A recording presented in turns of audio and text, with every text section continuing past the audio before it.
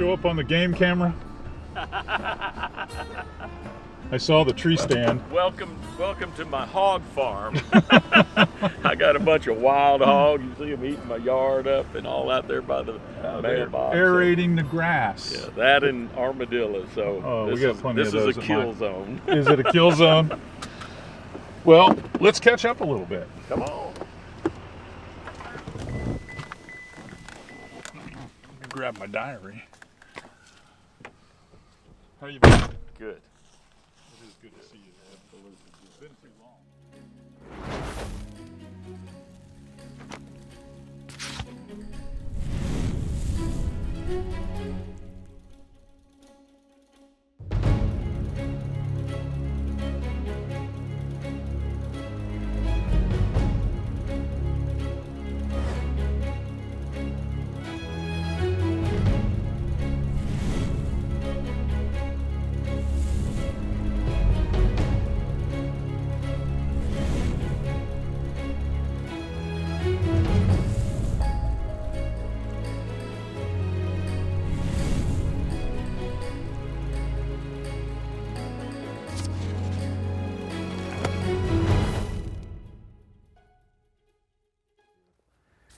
Well, it's a beautiful property. Yeah, I love it. I love it. I was fortunate to get it a long time ago, and man, my grandson, he likes it because he can hunt just about every day, climb in that stand on the way in, and all kinds of stuff. So. Yeah, I knew it was more than a few acres when I saw the stand on the way in. I was like, well, a bullet's going to go to somebody else's property, so it must be a pretty good setup here. Yep, it is. That's for sure. So, well, it really wasn't that far a drive, Shaw. Yeah, it's not that far from Crystal River area. Yeah. That's where I go fishing. Here's the office. Go on in. Man. All right. This has got a little bit of everything. It sure does. So it's got memorabilia, hunting, trophies for fishing, and they're scattered around here and there. They even won an award with the outdoor show and with the deal. So this is a little bit of everything. I keep a lot of junk in here too. So it's just like this is a good place to hang out. And, it's all part of it. Yeah. I get a call, I'll sit over here and I'll be talking and I'll look over here and, when my grandson was, 2 or 3 years old, he was having fun catching specks. And I mean, just, so these things go way back and it's just special. Yeah. It's just special. So. It really is. Well, I've got a lot of questions to ask you. I like it. Let's answer a few. I'm gonna start off straight away by saying I'm a big fanboy of Shaw Grigsby. Always have been since the 80s. When I graduated in 1983, all I could think of is emulating anglers and the ones that I identified with. And you were always one of those legendary Florida personalities in fishing that if you're gonna pick 4 guys for a Mount Rushmore, you would be in that conversation from Florida every damn time. It would have to be. And it was more than just when you fished Bassmaster back then, and I would see you being interviewed on Bob Cobb's Bassmaster there on TNN. But it was stuff like One More Cast. One More Cast was one of those shows that I never wanted to miss. And when I grew up, you didn't have a lot of saltwater shows to watch. Right. So you had to have shows like One More Cast that kind of did both. Give me an idea how that even came about. Why did you start it, and how far did it run? Yeah, it ran for 22 seasons, I think, maybe even 23. But we just started. A friend of mine was doing event television, and when the sponsorship dried up for that, he said, "Hey, you want to do a series?" And I went, "Yeah." So that's kind of how it happened. Mm-hmm. But it was fun. I'm born and raised here in Florida, right here in Gainesville, and so I used to fish saltwater, freshwater growing up. My dad loved saltwater fishing, and he was a tinkerer. He was one of those guys that would try to build baits that would catch a redfish better or easier. And so he was always playing with it. So we do a little redfishing, trout, stuff like that. Black drum on the Swanee. The mouth of Swanee was ridiculous in my teenage years with these big black drum, schools of them. I mean, there'd be just massive schools from, 60 pounders and stuff. So yeah, we just had fun, and it was just, I got asked to do the show and I said, heck yeah. And we put together Fresh and Saltwater because it's what I like doing. How did the title One More Cast, I mean, that had to have some meaning to you. Yes, because you never want to quit. You never want to Never quit. Now, so the first thing that I came up with was One Last Cast, and my buddy Mark Emery, who was in the infancy of developing this whole show, Mark goes, that sounds like you're dying. It's like you're one last. I said, that's true. So we went with One More Cast. He was a very is still a very sharp individual. Sharp individual there.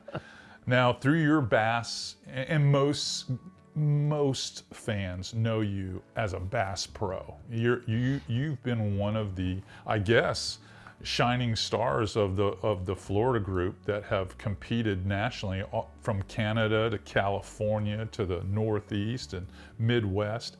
I mean, you've always been able to place very well in all these tournaments. I know you've won tons of money doing this stuff and built a career. But when Major League Fishing came along, it was a totally different format. Right. It was a different format, and it was started by, Gary Klein and a couple of you guys. Yeah, Boyd Duckett and Gary Klein were the two, and Kevin were the 2 or 3 guys that were real instrumental, and I was in on that original conversations, and then we just went on with it and got together about 13 influential guys, and they started it up. And we added a couple guys in since then, but it's an amazing adventure. I think it's the purest form of fishing. When we first started in bass fishing, they had a 15 fish limit, and then they went to 10, and they went to 7, then they went to 5, and they've settled out at 5, and that was all for fish care. Keeping fish from, keeping you from killing tons and tons of fish. And so Major League Fishing just did where we're just going to catch, weigh, and release them right then, and then you can do what you're supposed to do. See how many you can catch. See how many good ones you can catch, and just keep going.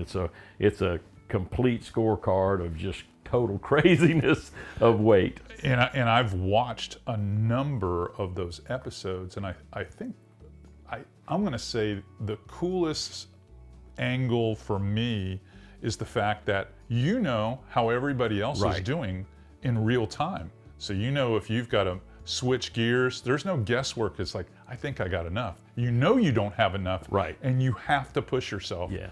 I think that's that, and they've got cameras on so many boats, so you get to see personalities like Bobby Lane and stuff like that. That I'm not saying Bobby's super emotional, but Bobby has his moments.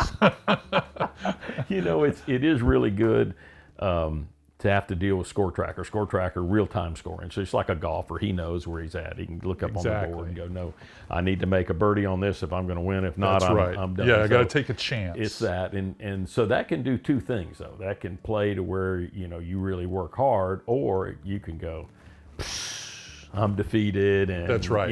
So and let it take you out. So it has a little bit of both, and that's cool to watch guys that really thrive off of it, and guys that hate it. I don't want to hear. So it's funny. Tell me one more thing. Tell me about the Bass Fishing Hall of Fame. I know you were an inductee a couple of years ago, and that had to be one of the pinnacles of your career. I mean, because now you're being recognized by not only your peers, not only your fans, but your peers as well, and the industry. Yeah, I mean, that had to be huge. It's special. That was huge. I really didn't expect it, and then all of a sudden they said, we can't believe we hadn't inducted you prior, and I'm like, well, wow, that was cool. And so yeah, it is. That's a lifetime achievement, and they've moved that to Wonders of Wildlife at Bass Pro Shops in Springfield. So when you walk into this big museum and aquarium and all the wonders of wildlife, and you go through it, well, there's a section of the Bass Fishing Hall of Fame, and so I'm there forever, a plaque up there, and I mean, That's ridiculous. When I pass, my grandkids can go say, "There's Grandpa," you know, and my great grandkids, you know, and so yeah, it's pretty cool. I mean, that was really cool. I've known you for a long time, even though we haven't been fishing together. But when I was a fledgling guide, when Chuck Lamar used to do the pediatric cancer event there in St. Petersburg, Florida, I always remembered, I was like, wow, I'd really like to get Shaw on my boat, because there's a million questions, especially then, that I would have asked you. But you've always been that affable, likable personality in this business that I always thought that, you know what, not that I'm gonna set this up for any of your sponsors to cut your pay, but I'll bet he'd do this for nothing because he loves it that much. It just shows. And it is true. So, and I always remember, this is a cool thing. So I got to meet a guy named Mike Stanley, baseball legend, you know, smacking grand slams and all the rest. And so we got to hang out and fish together, and it was really cool. When Mike signed a big contract, it was for some 4-point-something million. It was his first big contract that he signed. And he said, you know, I just can't even believe they're paying me. I'd do this for free. He loves baseball. I mean, that's who he is. And that's what we are. We're the old time fishermen. It wasn't about the money. It wasn't about, because there really wasn't money in it. It was about love of the sport. And I've always said, if you want to be successful in something, you do something you truly love, because then you're willing to go beyond, just like you do. You go beyond everything that you're supposed to do, doing more, and that's how you're so successful. You love it. You do it. And you can't be outworked if you love it. Isn't that cool? You just can't. You never worked a day in your life, too. That's right. You know, that's it's just like every bit of it is awesome. I pinch myself all the time. I can't Isn't believe that people great? pay me to do something that I'm naturally good at and I enjoy being out there every day. In fact, the older we get, lots of times we think, how much longer can we do it? That's it. That's it. So I want to see your shop. We should go out to your shop, Let's do it. I want to ask you some questions about gator hunting, because the season just ended, and I did it last year for a show, but I want to get your spin on that out there. Well, I can tell you my shop's a mess, but let's do it. Okay. Well, now you get to see the mess.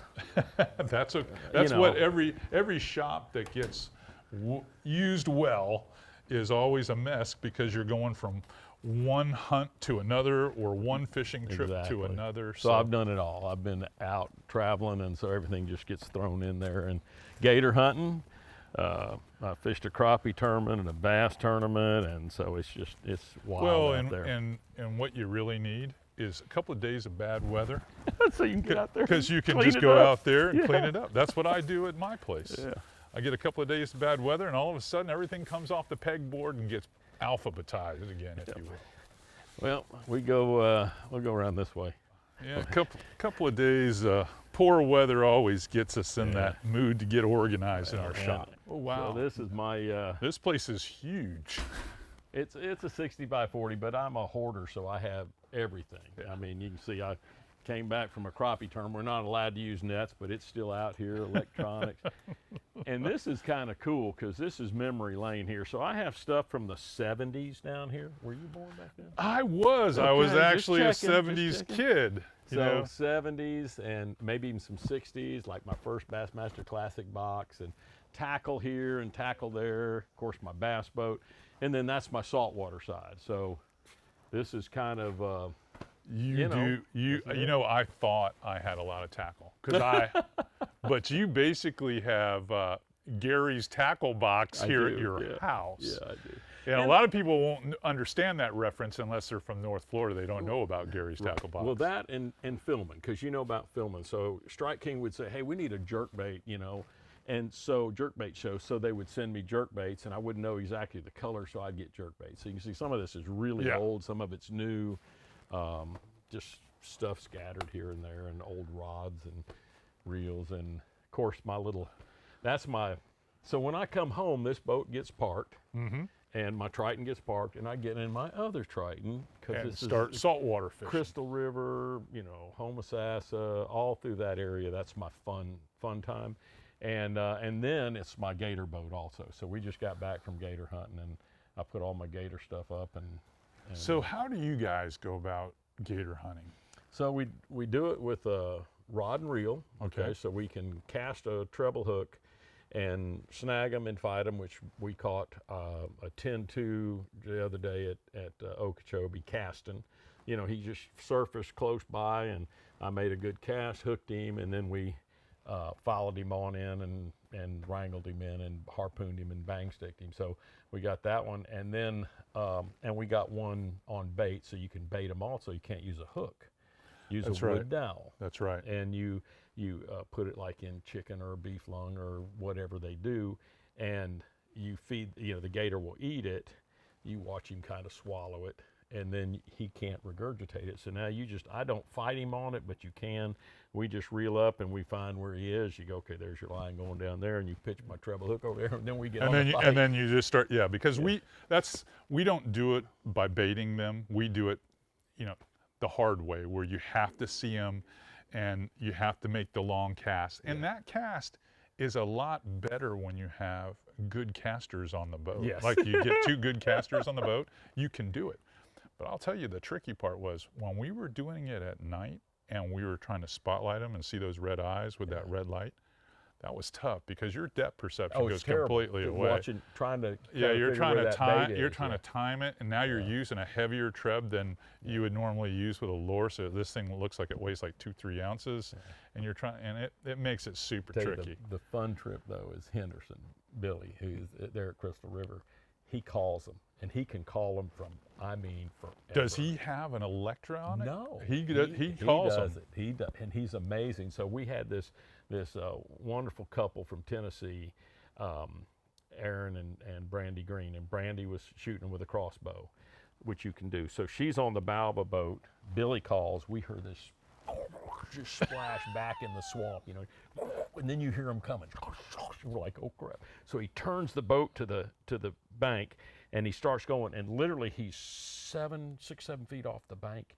This gator parts the reed and launches into the water, and she's sitting there with the crossbow, and literally she shoots him right there coming in the boat. She's like, she didn't budge, and it's just like, whack, like that, shoots him like that, and it's done. It's like, oh my gosh, it was like the best gator hunt I've ever seen in my life. I went, this is crazy. Well, I mean, she was tough, man. I'd have been running like a little girl to the back of the boat. I would have sprinted to the back of the boat and got behind everybody, because the one thing that gator hunting really needs is people, because once you get one of them in the boat, you got to make sure he's done, because they wake up sometimes. If you don't get them in the right spot. We got some new bullets for my 357. Dude, it blows a hole that big in them. It's like it's done. So now it used to be I'd bang stick them 3 or 4 up to 5 times. Now it's like, boom, and they're like, okay. Yeah, they're done. Yeah. They're done. Yeah. What's good to eat around here? I'd love to buy you lunch. Dude, we got a great little deli right up the road. Let's go. And Let's jump in 43rd Street Deli. I say we jump in the truck and go, because I'm starving to death. I'm pretty hungry, I ate like 4 of those little Belvita biscuits and a Core Power on the ride here. Cool, man. You'll love this.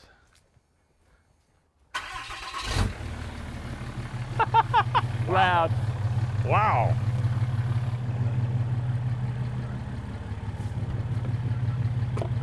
Yeah. So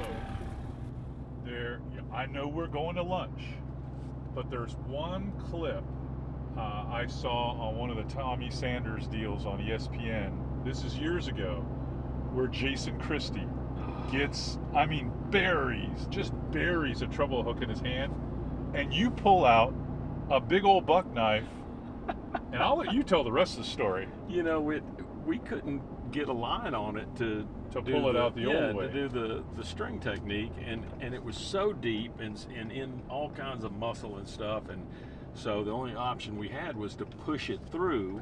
And I thought maybe because the tension was so much on it that if I just put a cut on it, it would, but we decided against that. We just pushed it through. He's tougher than nails, biting down on a towel, and we got it through and got it out, you know, took the barb off. So yeah, that was a brutal time, but I can tell you, Jason Christie, he's a tough guy. He's a tough guy. Dude, man. I'm talking 100% tough dude. Yeah. This place looks interesting. It's a great little diner, and the guy's a big fisherman, so, you know, I love coming here. Yeah, this is one of my neat little, you know, diners that you'd love to come by. It's got great breakfast, and on Saturdays, weekends, you can't hardly get in. It's that good. So I'll get the door for you.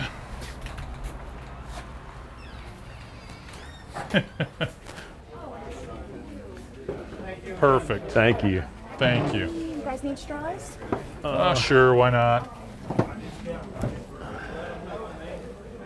So I got to ask you a question. Of all the guests that you have had on One More Cast as a professional host, is there one that stands out that you would say, this guy I'll never forget? This is the guest host that really, well, you kind of embodies what everything you do. You know, I've had a lot that are really, really good that I just go, wow. Mm-hmm.